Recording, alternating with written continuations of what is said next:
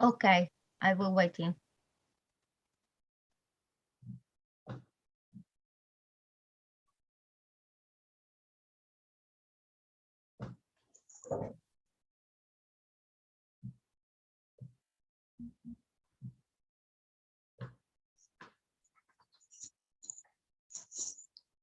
Urmi, you can start with the introduction. Sorry? Urmi, like Yeah. for your. I didn't hear you. It was not for you. It's fine. Okay. It's fine. Okay.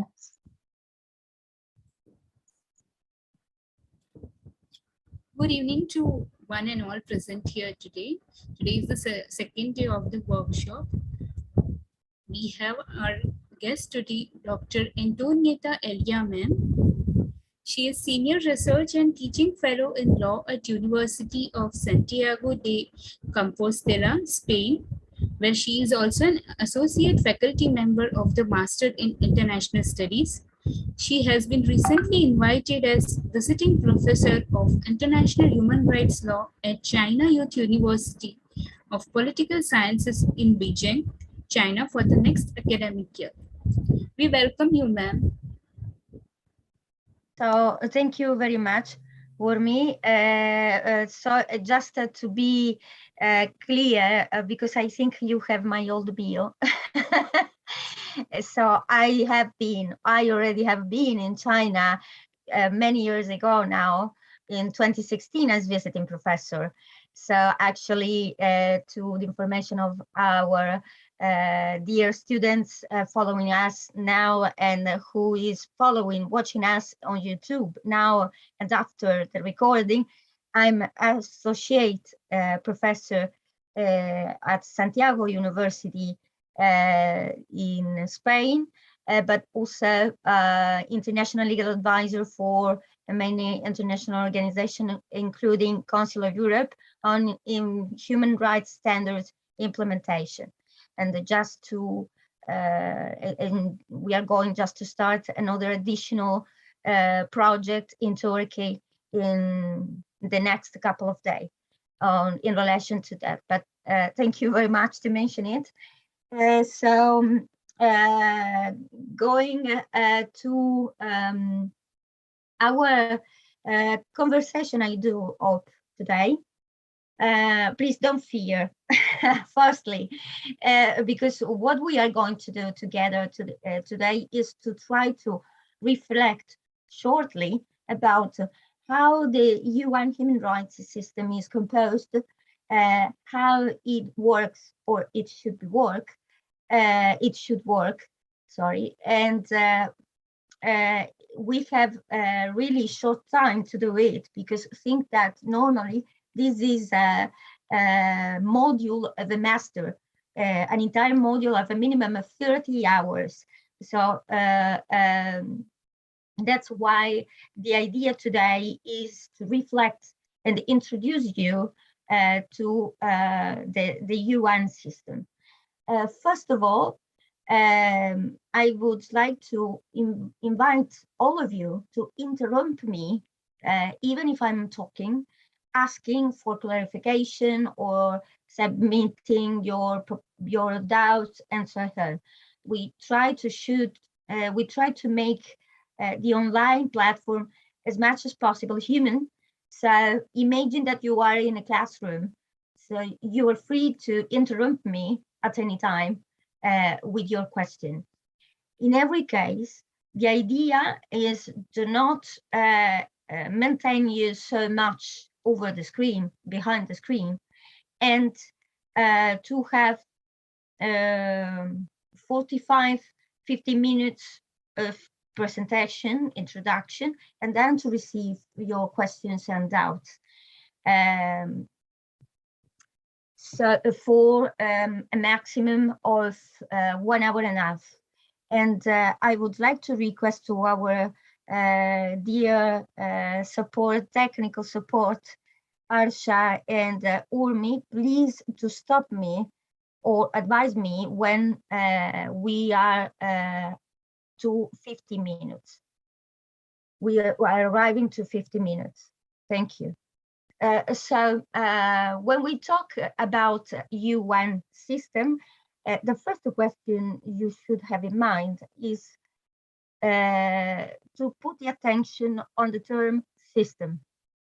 That means that we are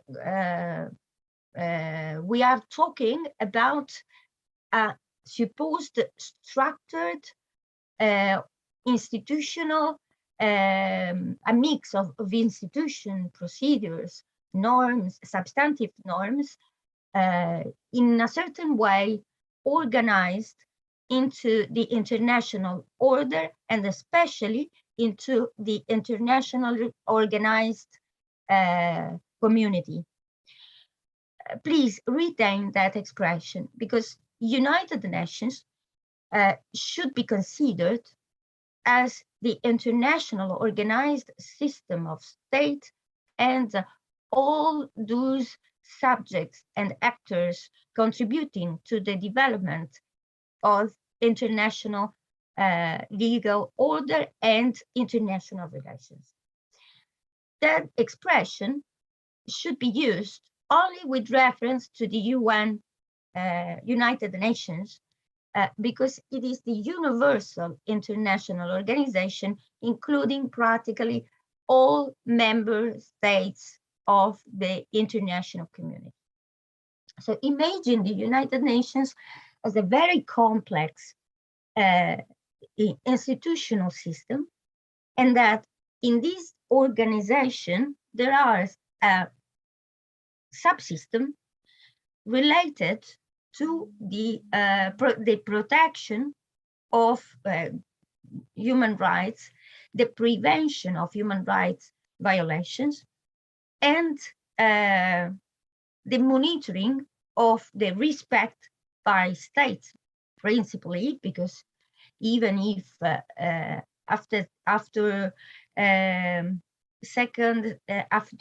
since the creation of United Nations, in international legal order, many other actors and subjects, according to international law, influence the advancement of international law, and especially the centrality of human person, which is the pillar of the new international legal order. However, the states remain the principal subjects governing the international international relations, both under the political aspect and the legal one. The legal basis to have a system of protection inside the United Nations is easily finding into the UN Charter of the United Nations. You will find the reference to the protection of human rights, the guarantee of human rights in many articles into the statute of, or the constitution, if you prefer, of the United Nations, which is the Charter of San Francisco of 1945. You will find it firstly in the first and the second article, where you will find the principle and the aim of the organization.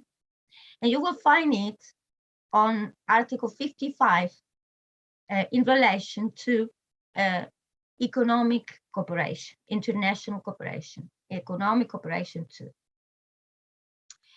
In the line of, in the sector of economic, social, and cultural sphere.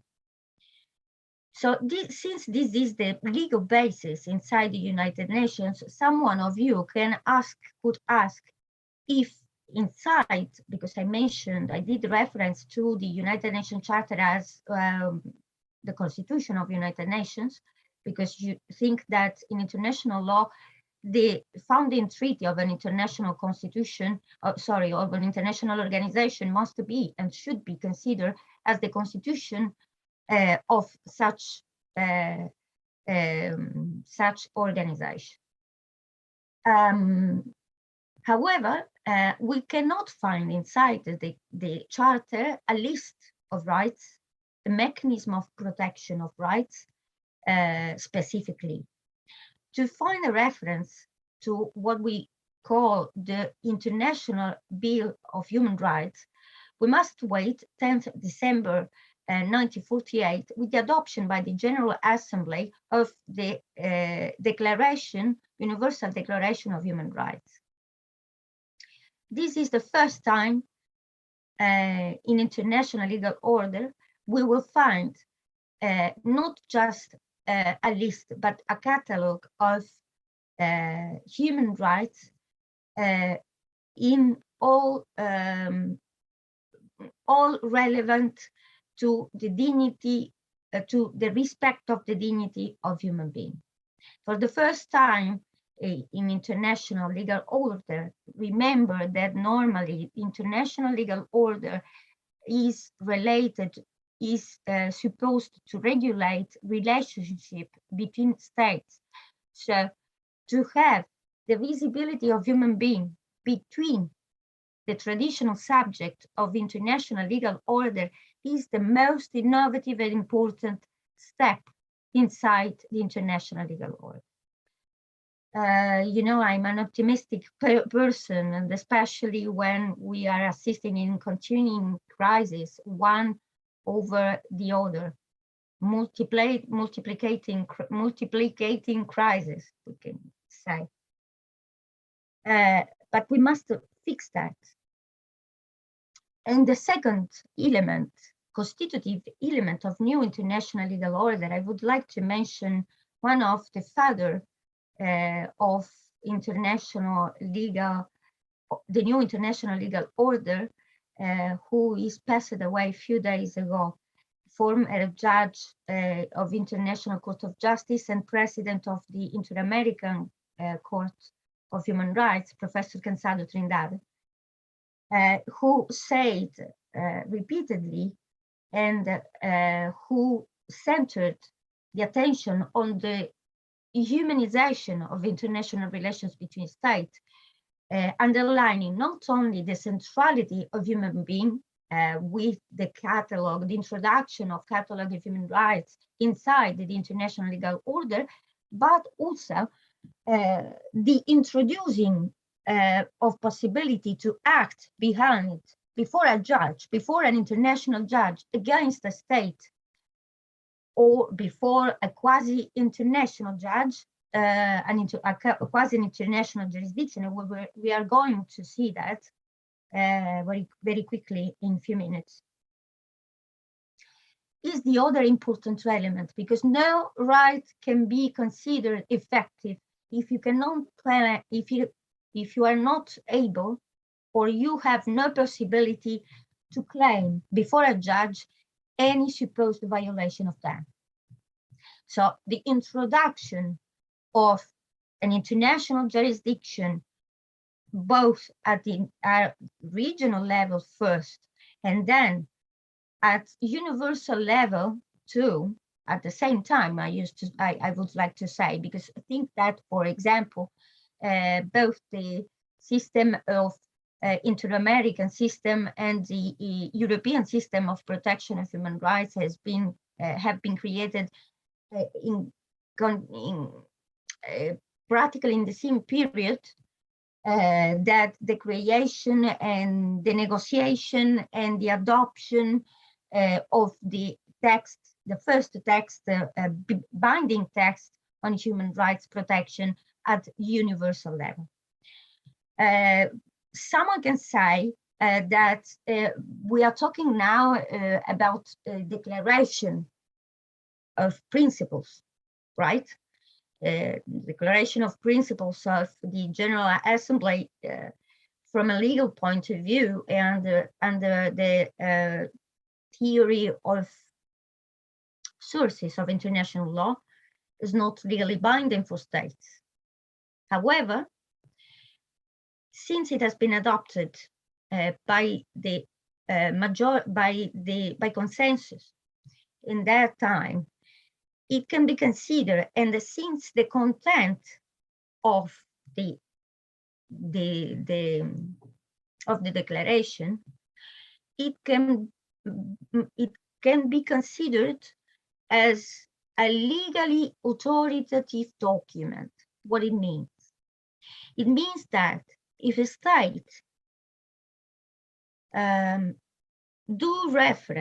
possibly do reference to the declaration, the Universal Declaration, acting under international law, or renouncing to refuse to comply with another international obligation, it is possible, justifying that it is in line to protect human rights as enshrined into the declaration, such illegal acts can be excluded from the responsibility of states. In other terms, if a state part to a bilateral treaty decide, is an hypothetical cases, we're just going to reflect with you to try to have a different views about the existing documents and the system inside the United Nations. Say, okay, I'm the state A, you are the state B. We have a treaty of bilateral cooperation, but I see that, for example, the use of the river we shared is against the human right to health of people living around the river. So I decide to do not comply with the treaty in order to maintain the respect of the right to enshrined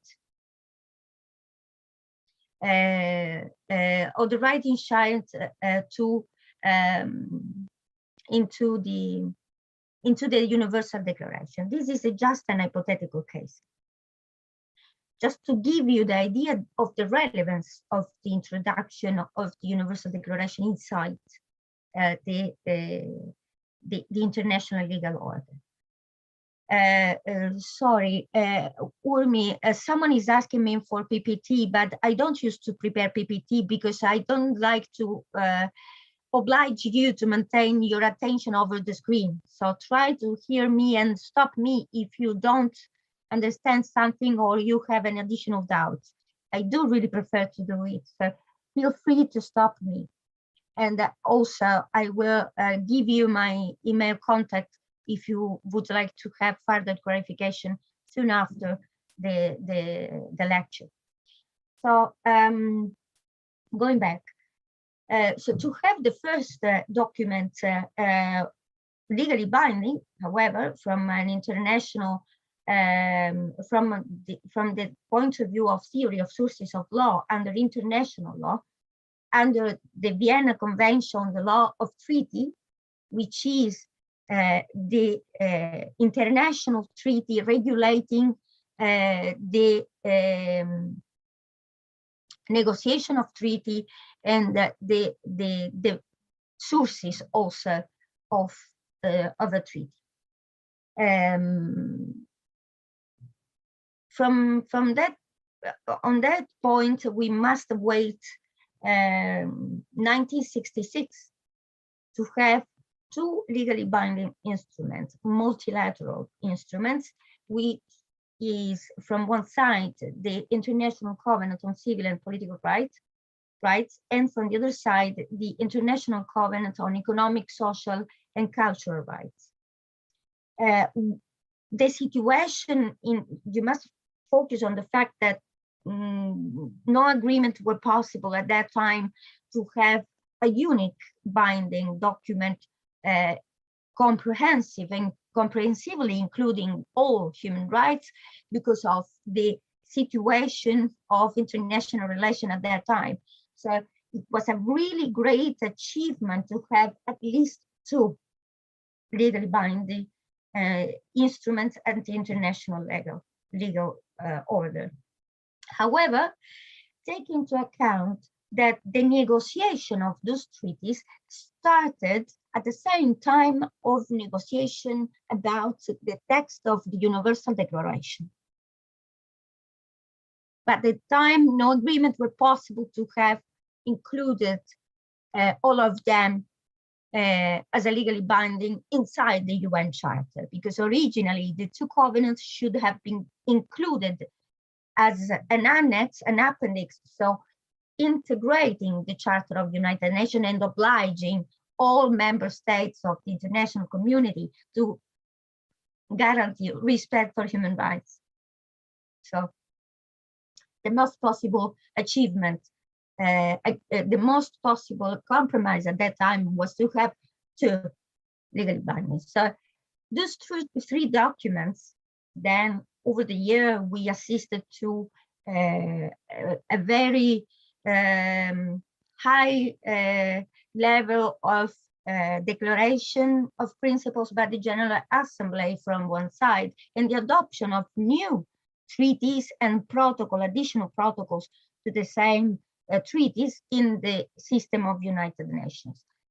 However, the original Bill of Rights is composed by the Universal Declaration and the two already mentioned covenants. At the same time, at regional level, also the regional convention and regional system of protection to give effectiveness to human rights were created, but they started to functioning faster than the universal one. Why?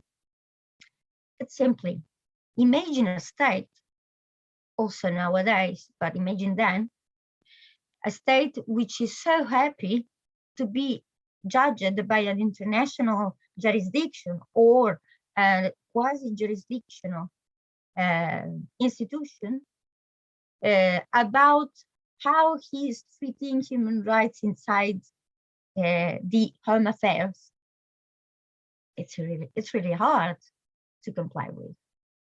So you see the big merit of the UN system. I know that it's harder to believe in United Nations in such hard time, but it's exactly when we must reinforce our confidence and our trust over the supranational and universal, especially institutions. Not just when everything is going well. This is very quickly and very superficially, perhaps, the reference to the principal text. But the system of United Nations from a procedural point of view include, I mentioned a few times, the reference to quasi-jurisdiction at universal level. What is this? I'm sure every one of you have heard about the Human Rights Committee, for example, or the Committee on Economic, Social, and Cultural Rights, right? So those committees are respectively entitled to monitoring the respect for human rights enshrined in the respectively the International Covenant on Civil and Political Rights and the International Covenant on Economic, Social, and Cultural Rights by the member states to the covenants, by the states parties to the covenant. Please pay attention to that point. It means that, at least formally, the obligation inside those covenants and in general terms on international treaties, and in particular International Treaty of Human Rights, are obliging who ratified, according to internal constitutional procedure, such treaties. So those states part to the treaty, at least formally, I say, because the content of the covenant do reference to obligation erga omnes. Very quickly, what it means, obligation erga omnes? It means that even though the treaty is effective between parties, the content and the protection of human rights enshrined on that produce an obligation to respect them over all the members of international communities. I'm not sure if it's clear and until here, but I hope so. Otherwise, please stop me. This is the human, I mentioned these two committees, but imagine that in the last 70 years, 77 to be exactly, because next 24 October, United Nations will comply 77 years of existence.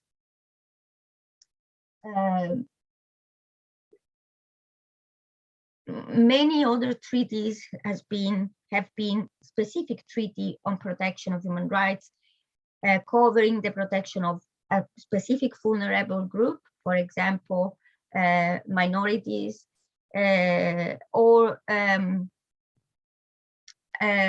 specific right or a group in need of special protection, like children and adolescents. Think, for example, that the International Covenant on Children's Rights of the United Nations is the first universal covenant of human rights. Why I say that? Because practically the totality of member states of the international community ratified it. So imagine that for each treaty, you have a supervisory body, a treaty body is called. And here we are fixing our attention to the first institutional block of the system of United Nations guaranteeing protection at institutional level and procedural one. The Human Rights Committee and the Economic, Social, and Cultural Rights Committee are the first two ones created, but they had some difficulties to,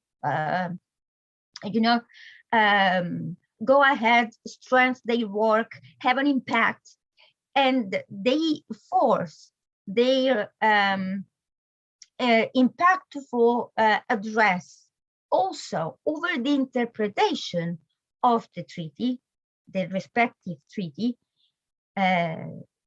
grew up in the years, during the years. As a matter of example, and of special interest to me, is the role that the Human Rights Committee has, because we should consider, since we already said that we have a sort of universal quasi-jurisdictional institution, it is the first one in that sense. It is the first one in that sense, and until 1983, the impact, what can do? We use the reference to the Human Rights Committee, but think that practically all the treaty bodies, the group of treaty bodies, do reference to the committee of each, in charge of each different treaty of human rights. The CEDAW, for example, for the Convention on the Prevention of the Prevention and Elimination of Violence Against Women, just to give you an example. And the Human Rights Committee is really, really interesting to me, and I do really hope also to you, because in general terms, the function that a committee can have in relation to the monitoring of human rights is, firstly, to receive the report by member states about the measure they are taking to guarantee the rights enshrined into the covenant. At any level, doesn't matter, at level of internal jurisdiction, at administrative level, legislative level, executive level, and so on, including at local level, in a sub-regional, for example, depending from the structure of the state. Also, because remember that according general international law, the reference to the internal constitutional organization of a state to not respect an international obligation is not a justification and exclusion of responsibility under international law. In other words, a state cannot use the internal distribution of power between central and regional governments to say, I could not comply because it was responsibility of the region. Doesn't matter. This is not a justification to exclude the responsibility of a given state under international law. This is general international law. And we are doing, you will find the reference into the Vienna Convention of 1969 on law of treaties, which is a convention, a treaty, but is considered always under international law a convention, a treaty of codification. What it means? It means that it transforms in written law, positive law, what was general non-written law, but consolidated in the years by the practice of all states of international community.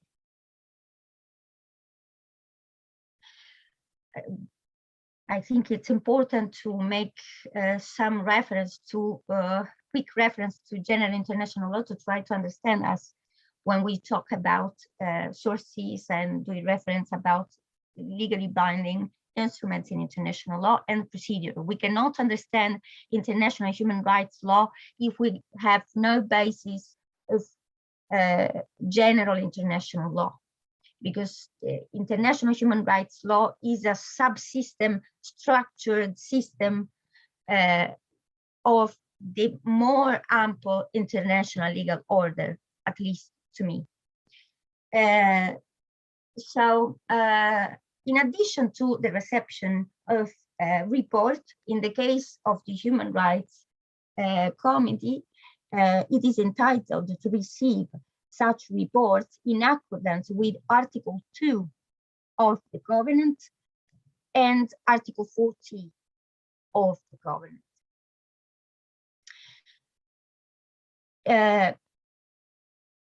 Who is entitled to participate to that? Because the report is presented in a public hearing before the committee by the representative, the permanent representative of the given state presenting the report. But in order to prepare the report and analyze the report, the Human Rights Committee opened the possibility to civil society member of academia, all interested institution and organization working or having information about the given state presented the report to present their observation, helping the committee to analyze such reports and make comments. After that, there is also a procedural follow-up about the recommendation made by the committee after the analysis of the report of state. In addition to that, the Human Rights Committee, I'm using the reference to the Human Rights Committee because it's the historical committee for all of us, one of the principal ones, and it is different in relation to the economic, social and cultural rights, because the Human Rights Committee was the first treaty body be authorized by an optional protocol to the covenant to receive individual communication. To receive individual communication in claiming any violation of the human rights included into the covenant. You see what we already said at the start of that meeting today. importance not just to recognize and give visibility to human rights related to the dignity of human being, but also the possibility to act against the state before a supranational institution. That's the new. That's the new. And the most important pillar of international legal order. It's called access to justice. Think that I said quasi-jurisdictional. Actually, a comedy in the treaty body system is called to say the law. Juris dicere, from Latin, say the law. It is composed by independent experts coming generally from academia and so on. And they act independently from their respective state of origin. That means they are not representing their state. So you see the similarity like to a tribunal.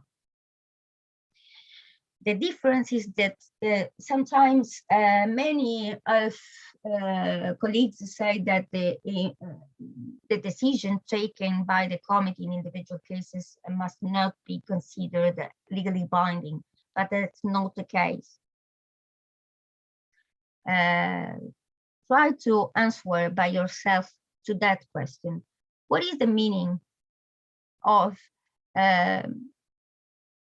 be part to a treaty if between the obligation I recognizing is that the possibility of human rights committee to decide in an individual case if such decision is not considered legally binding. Furthermore, remember that the same covenant, Article 2, but also the Covenant on Economic, Social, and Cultural Rights, because the first 3 articles are in common between the two covenants, say that states parties to the treaty, to the covenant, assume the obligation to comply with the protection of rights with no discrimination with any kind of discrimination. So this is a general obligation for state parties. From that, we should consequently try the other obligation to comply with the decision also assumed by the committee. So the first is the most important, the central is surely the possibility to act before the committee individually. We have no time to define what is considered, who can be considered a victim and so on, but yes, we can see the difference and the evolution of interpretation and the role and function of human rights committee inside the United Nations when we fix the attention over the interpretation they did inside the committee. Just to give you an example, a very recent example about the relationship between right to life, between the rights included into the covenant and the right to an healthy environment. You will not find a reference to the right of an healthy environment, but in one of leading cases of the Human Rights Committee, Portillo, Portillo against Paraguay, the committee finds accountable, responsible, the state of Paraguay, between other things, also because it didn't guarantee the respect of the healthy environment, preventing the violation of the right to life. So you see the big importance that the interpretation of existing norms of human rights has at the international level, and especially by Human Rights Committee. Another instrument in addition to the report by states, the individual cases, is also remaining in the framework of interpretation of treaties and international human rights law in general terms, is the possibility to adopt general comments. What is a general comment? Very quickly, is a specification, a substantive specification of a norm, content related to the covenant. For example, general comment number 32 is a specification about what we must consider the right to fair trial as enshrined in Article 14 of the International Covenant on civil and political rights. And you will see there is a very big difference, for example, between 1983 first general comment on this article, practically 8 pages, 7, something like that. And you will see the evolution and the impact of the role of human rights committee over in a couple of years, of course, because if I rightly remember, the general comment number 32 is of 28 or 27. Sorry to, I'm not right, but it should be between those years. But you will see the difference just in specifying the guarantees, giving substance to the meaning of a tribunal, as enshrined in paragraph 1 of Article 14. You will see the difference between the two general comments and how it evolved, the function evolved. So that's important. It gives a guidance also to states parties, but also to international community on how to be conformed about concrete guarantees in relation to a given right. It has been the same with the right to life, for example. It has been the same within the definition of Article 4, the possibility to make an exception, a suspension, a limitation to the rights in state of emergency. It is really important to note that every each one of those covenants has also a reference to the possibility to suspend rights in time of emergency, because we are currently going out from a so big emergency, global emergency like the pandemic. So if someone asking where I can find a basis, a legal basis of legitimation until a certain point, of course, for limiting rights, you can find it in Article 4, for example, of human rights, of Covenant on Civil and Political Rights, for example. But this is another lecture, I mean. So very quickly, to not make you feel too much tired, because I see that we are overcoming 50 minutes, right?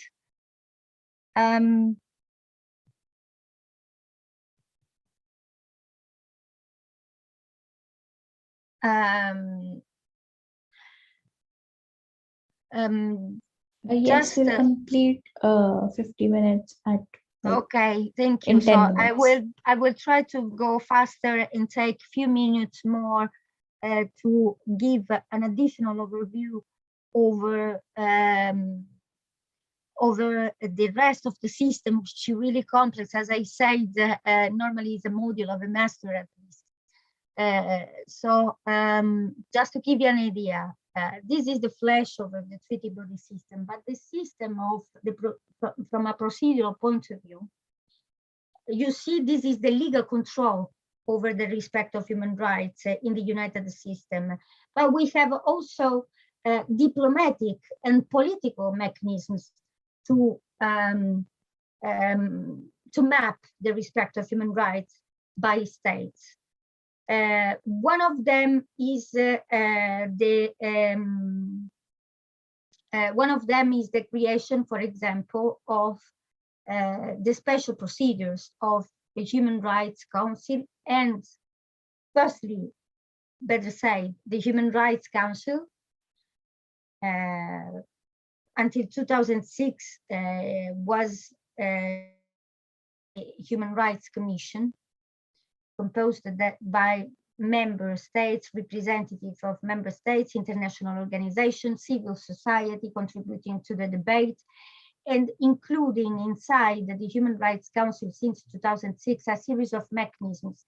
Between those mechanisms, there are the special procedures too. The Human Rights Council is a sub-organ created by the General Assembly, and its functioning is disciplined, regulated in Resolution 1, 2005. It's a very complex institution, but imagine that like a public square. I used to make that metaphor to try to give an idea of the importance of the Human Rights Council, at least from an optimistic perspective.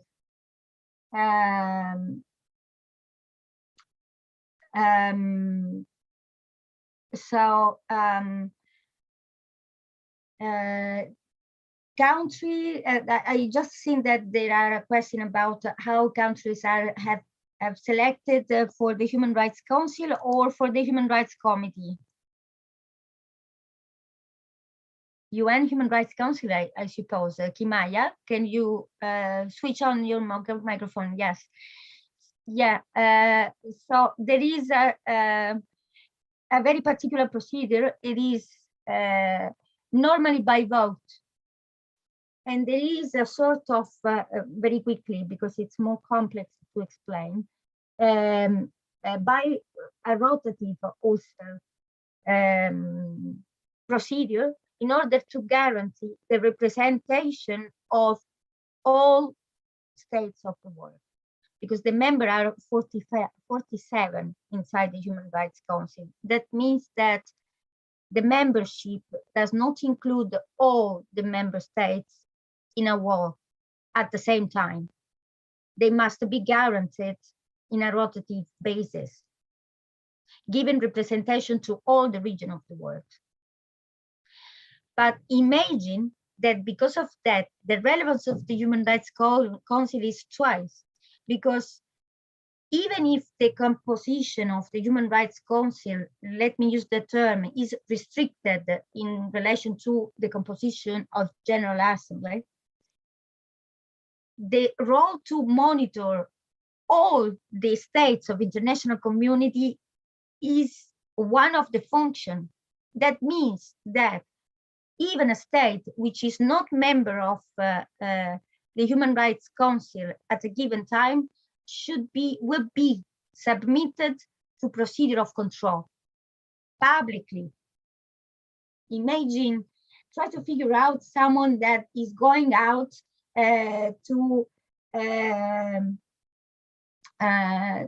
going out to the square and taking the sun in the square. That's the same.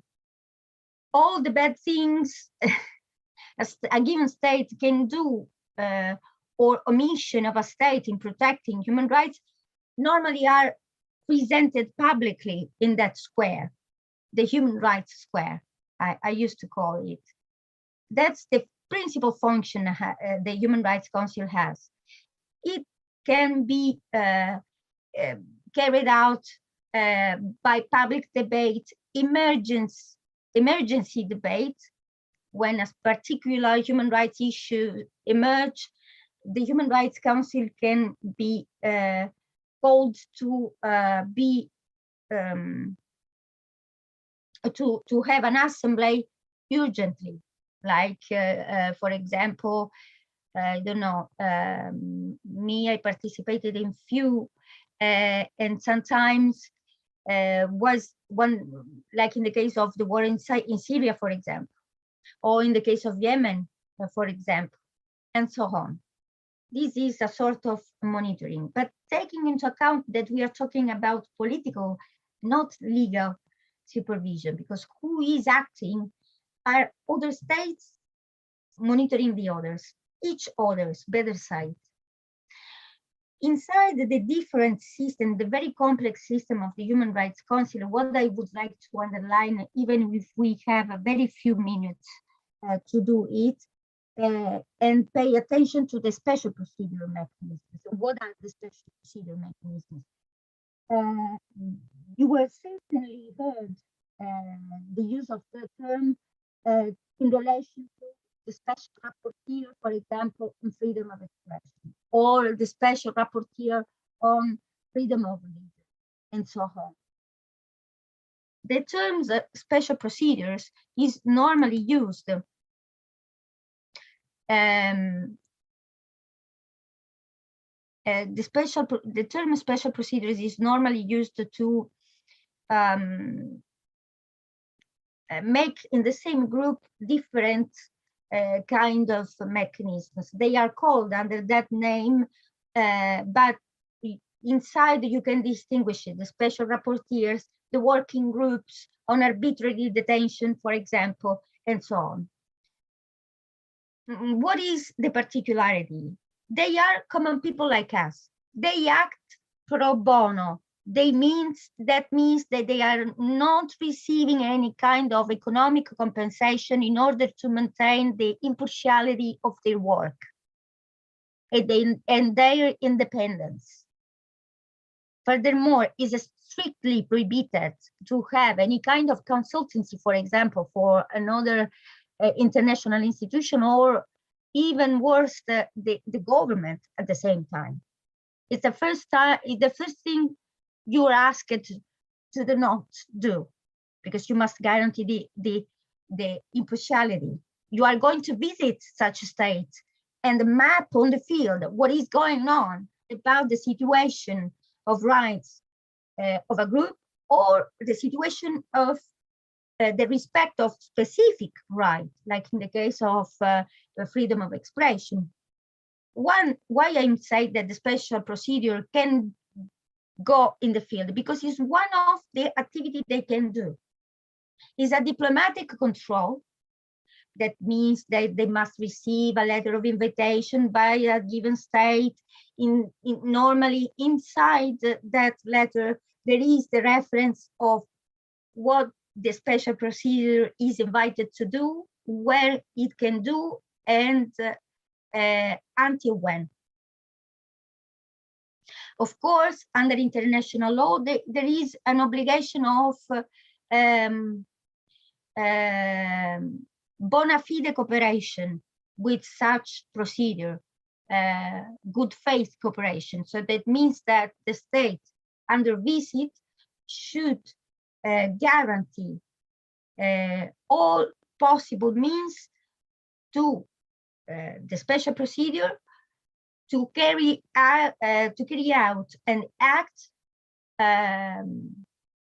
and carry out the function and the visit.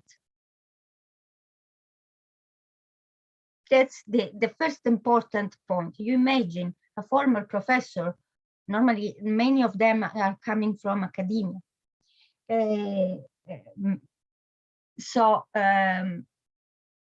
professor visiting a state and asking to visit, in the case, for example, or the working group, if it's a special procedure, a special rapporteur, one person is the person giving the visit, doing the visit. But if it's a working group, normally is not 8 members of the working group visiting the state. There is an internal choice to send 3 members of the working group to make the visit and then to write the report. And normally, there is a good faith obligation of the state to conform or to act in conformity with the results of the visit produced in the final report by the special procedure. In addition to the field visit, one another element, similarly to the treaty body system, the special procedure can also prepare a study over the topic which is supposed to cover. In the case of freedom of expression, for example, or arbitrary detention, to contribute to the development of international human rights law. But most important, their impact can be really impressive immediately, including in a debate inside a legislative institution of a state. It has been the case, for example, many years ago in the case of Parliament of Chile, where was under discussion a law limiting freedom of expression and freedom to manifest publicly dissents against the public institution. So two special rapporteurs, respectively, on freedom of association and freedom of expression, made a joint statement. This is another instrument they have. So they separately, the single special procedures can say, okay, in this situation, many human rights risk to be vulnerated. Join forth and make a joint declaration asking to the state to stop or reform or modify such law.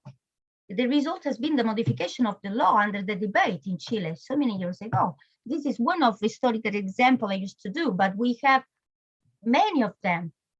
And I think, if I can say, that sometimes the work of special procedure is underestimated in that sense. It's a very big work. And in addition, they also can react immediately to a request of urgent claim. That means that someone of you is informed that or is a witness of a violation of human rights in a given place at a given time, and that this situation is still going on. There is a mechanism on the website of special procedure, in the general website of High Commissioner for Human Rights, where you can find easily the procedure to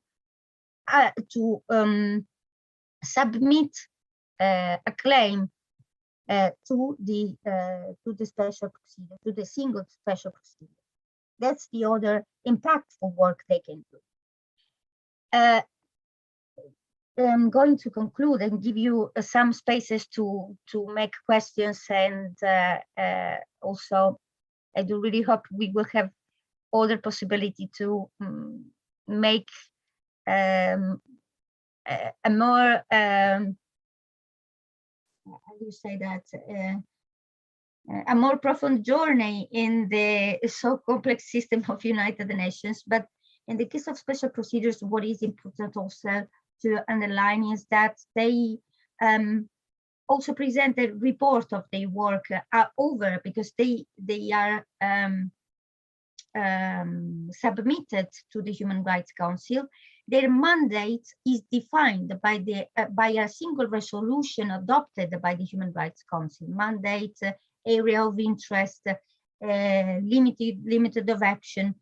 All special procedures are related, are obliged to be in conformity, to act in conformity with an ethical code. I just already mentioned the fact that they cannot be representative of a government, so acting in representation of a government, but in representation of their own experience, academic, and so on. So someone can ask me, but okay, you have treaty bodies, you just talk you talk about the system, but I see just a separated block composing the system. That's not the case, because what is so difficult sometimes to see is the also institutionalized procedure. So no written procedures, but that, yes, coming from the practice of the material progress of the system, there is an annual meeting, at least an annual meeting between all the special procedure, between the special procedure and the Human Rights Committee, between all the treaty bodies, in order to first try to harmonize the procedure, make the point on the activity, and find substantive and procedural points in common. So there is a sort of internal movement in the system, you see, to try to give a more harmonized and impactful action of United Nations system over the protection of human rights. So I think I'm going to stop now and hear your question, because otherwise we will not have time. Also because I'm going to move to in presence in another country. So I just would be happy to hear all of you. Thank you for your attention and for your patience.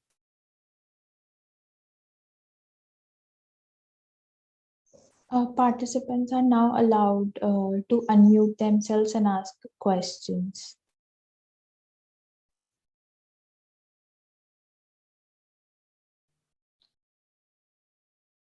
Hello, am I audible? Yes, welcome. Hello. Nice to meet you.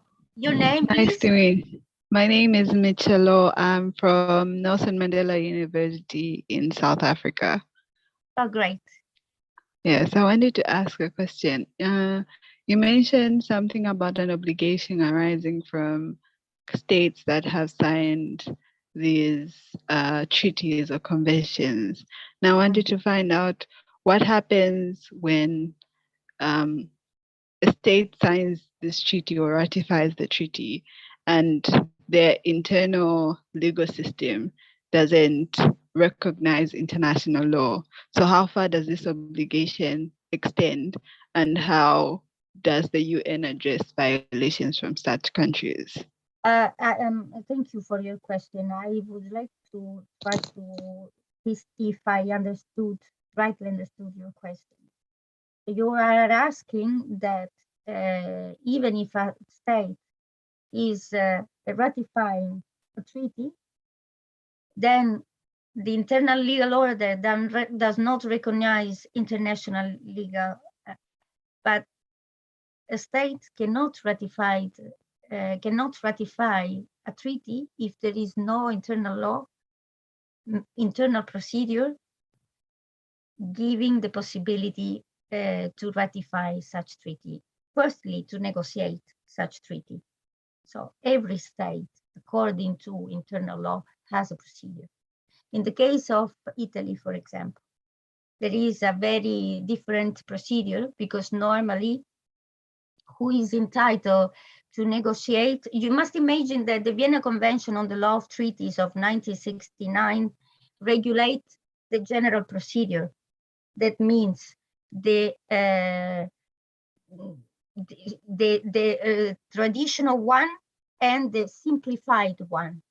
The traditional one means that in international legal order, a treaty is complete when the number of ratification as enshrined in the same treaty it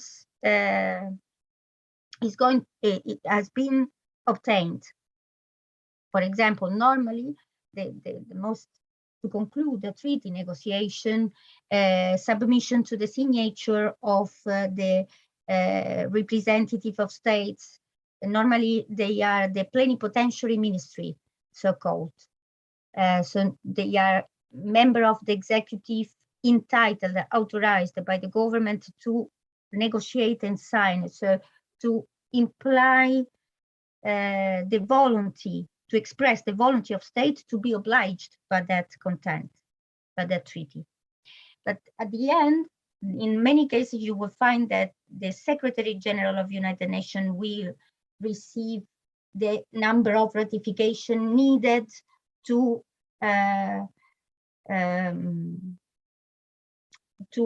give to the treaty effectivity, in legal effectivity. Without that number, will not enter into force the treaty. So that number is decided to enter into force into international legal order. So from a national point of view, any state has a different procedure. Normally, it's the executive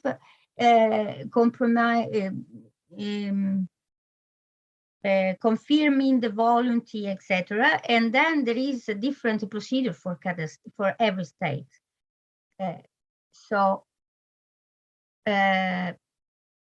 Normally the norms entered in different way into the national legal order, but I don't choose to make such difference because to me there is no separation between national law and international law, especially when we talk about human rights. There are general rules of humanity. So, for example, in the case of Italy, Article 10 of the Constitution imply the obligation and consider it as a pillar of the state, the constitutional state, the automatic entrance of norms of general international law, no written norms. Between them, the prohibition of violation of human rights. This is a general norm. At least this is formally. Other things is the reality of execution of an obligation by a state, but formally that, yes, there is. So in the United Nations, what can do? We have mechanism of monitoring, mapping, sanctioning, and so on. But as I said, the first responsible, and as the Human Rights Commissioner for Human Rights, Michelle Bachelet, but also the previous ones already said, the first responsibility for human rights effectiveness and respect of people is in the hands of states. They are the principal subject to guarantee such respect. So I'm not sure it's clear right now. Yes, it is, but I have a different question. Yeah. In the beginning, I think you spoke about the two conventions that are legally binding at this point. So, in your own perspective, would you say it's when they were signed? Do you think they reflect our society today? And if you were put in charge and you were told to make one legal binding thing for human rights protection, how would you go about that? Sorry, can you repeat the question? Because I'm not sure I rightly understood. Okay, I was asking that in the beginning when you were speaking, you talked about the culture, the two covenants. the two conventions. Yes, the two covenants. Because they were the first two adopted after the Universal Declaration. So they informed the rest of the system and the creation of the adoption of the other covenants in the system. I was asking, do you think with the time that they were adopted and our society now, do you think they represent or protect us in how our society views human rights? Because I think there has to be a difference in how we express ourselves now and then, unless I'm confused. Oh, you mean they are not updated in their content? Yes. Maybe. That's why I underline the fact that it's important. I'm going to make such a comparison to be clear, just for your comprehension, to try to be more clear, better say. In the case of internal in South Africa, for example, who is the interpreter, the higher interpreter of human rights in the Constitution is the Constitutional Court of South Africa, right? They, for example, limited historically at the end of 90s the power of multinational enterprises over the distribution of antiviral medicines for HIV patients. This was a very historical judgment of South African court. Okay, so in the international legal order, such treaties, the function of a human rights committee, for example, is to also give material sense, to develop the text. When I talk about development of international law, because otherwise you should open a table of negotiation, modify it, find an agreement between states. No, the best way is the interpretation. Judge make law, especially in international law. So if imagine also, if you sorry, if you have a look to the text, you will see that the sentences are more general, right? Because are the result of compromise.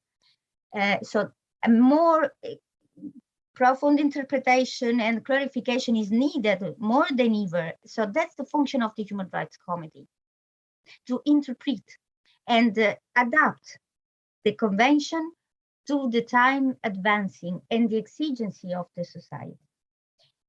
I made the case of healthy environment, for example. This is one of most clear cases to me. They do it. You do not find the right to a clean environment in the covenant, but they found that interpreting. That's why it's so important to trust an international institution, especially when it seems that there is no need. But in crisis, we must reinforce our trust, because if we arrive to a certain step of protection in international legal order, is also because of that, because the interpretation of such experts working pro bono for all of us, because also the member of Human Rights Committee are pro bono people to guarantee the respect of human rights. So that's why they merit most respect than ever, because you do not find at national level someone working pro bono for human rights, I guess. So I hope to have been more clear now. Thank you for your question and attention. Thank you. Okay, thank you. More questions? Am I audible to you? Am I audible to you? I can hear you. I can't hear you. Okay. Actually, in the start of the lecture, you mentioned that humanization of UN should take place, and that's one of the rules that we look up to for UN. But most of the power is accumulated in hands of permanent five, right?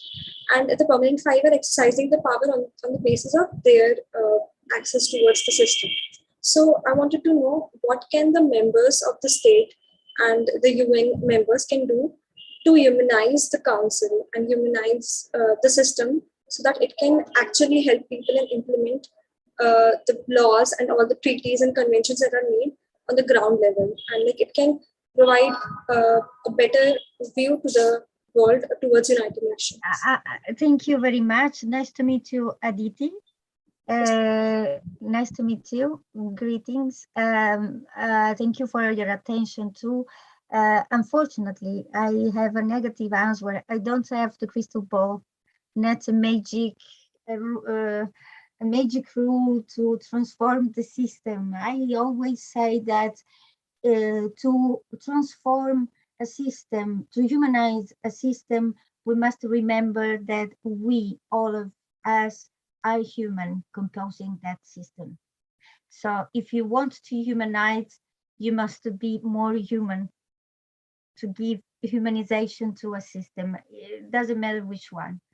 In the case of Human Rights Council and the institution related to the Human Rights Council, as I said, the execution on the ground is always dependent from states who must entitle not only to adopt laws pro-human rights, for example, a law giving access to an adequate house, okay, is insufficient to have the law if then there is no mechanism internal to the state monitoring the execution of such law.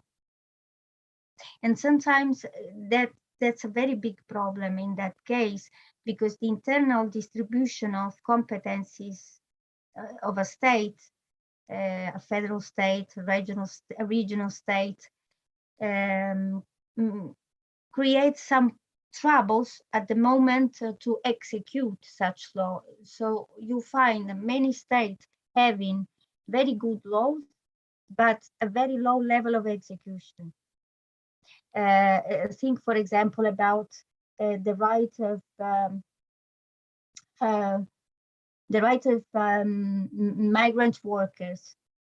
Many states in the world, in many states, it doesn't matter which region of the world that has to comply with the international treaty of the rights of migrant workers, adopted laws, including some states modified their constitutions, but at the moment of execution, you will not find the correspondence.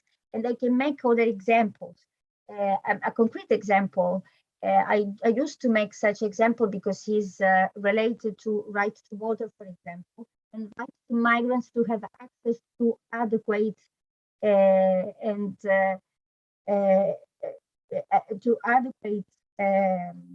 sanitation and water. And I think that you have a law regulating such access, a local law. I'm making the case of Mexico, for example. The constitution has been modified after the adoption, and you will see the impact of Declaration of General Assembly. After the declaration on right to water of the General Assembly, in 2010, the Constitution of Mexico introduced an article expressly guarantees such right to water. But then you must implement by law, regulate by law, and then execute. So it always depends on states. What we can do, each of us, is to be the eyes of the society. Is what I used to do, especially when I travel around the world, the eyes of the society, and then say, okay, that people has not access to reproductive health. Why?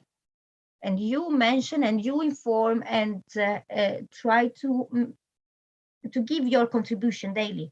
You know, that's why it's so important. Okay, study, but also use what you study and practice.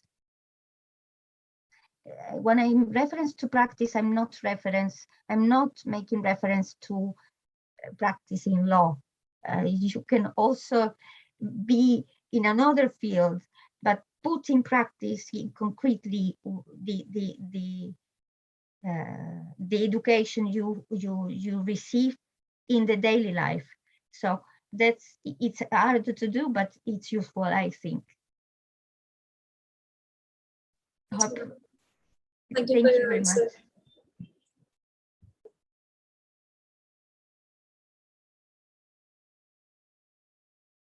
Someone question?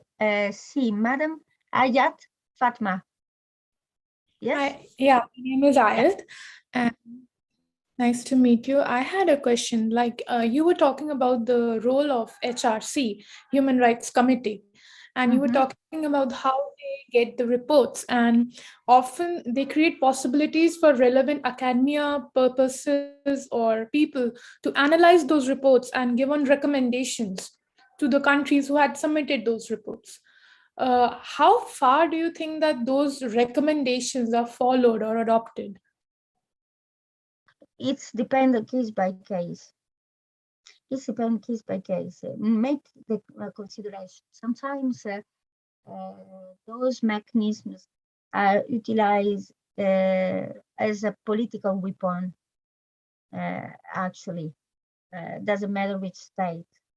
In Europe, in America, and in Asia, sometimes there is a mix, but it depends case by case. But the fact that there is a constant monitoring, that means there is always an eyes over each state, try to, at least this is my positive vision I have. Because someone say, many of my colleagues used to say, okay, we have the mechanism, but states continue to do what they do.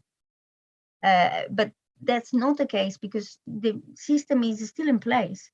So if state A has been called to send the report, and the most important, I forget to underline that, even if a state does not present the report under the obligation it has, the committee, since the rule, the rotative procedure indicate that such a state must be under review, we will examine the state situation in absence of report.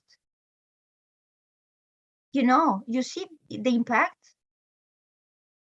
So to present the report is an interest of state, in order to say, no worry, I'm doing everything well. For example, a state used to say the same, right? Something like that.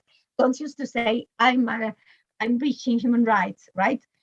So if it is not presented the report, the Human Rights Committee will act in every case and presenting the conclusion in absence of a report.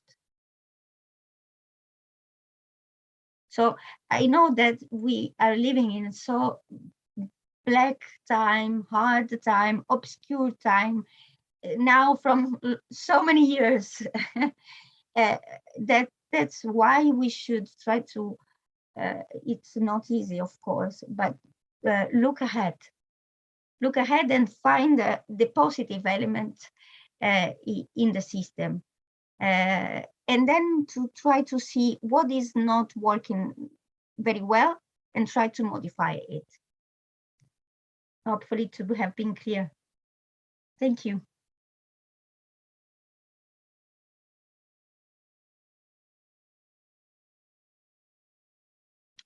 Hello, any other question?